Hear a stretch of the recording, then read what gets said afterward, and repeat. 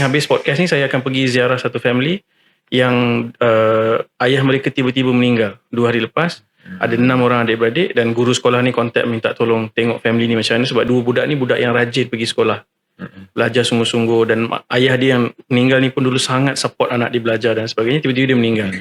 So kalau kita sebagai masyarakat kita biarkan dia berhenti belajar, tak ada kelulusan, dia mungkin ada kemahiran-kemahiran tertentu, tapi kita pun tak willing nak bayar orang dengan pendidikan yang rendah. Kononnya kita anggap pendidikan yang tinggi itulah yang melayakkan dia dapat payment yang tinggi, dan dia terperangkap. So bila dia terperangkap, dia tak boleh nak cari sumber pendapatan yang lain, maka dia akan pergi minta hutang. Ada situasi yang saya jumpa orang pinjam tu sebab keadaan kesihatan urgent, nak kena dapatkan rawatan, tunggu hospital yang tak perlu bayar, mungkin agak lama, keadaan runcing, dia pergi pinjam 3,000, lepas 6 bulan kena bayar 15,000. It's a real case. Saya jumpa tu, saya pergi rumah dan tanya sendiri dan tengok mak dia yang duduk atas kursi roda, ayah dia yang terlantar. Saya pinjam 3,000 dan saya kena bayar balik 15,000, dan saya diugut anak saya pergi sekolah, dia ambil gambar, tanya sayang tak anak ni.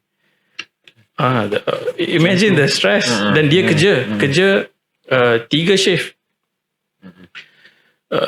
Pagi satu kerja, tengah hari satu, pagi jual kuih apa, tengah hari pergi jadi jaga sekejap, malam pula buat Grab. Dan lepas tu kita kata, ni orang miskin ni malas lah.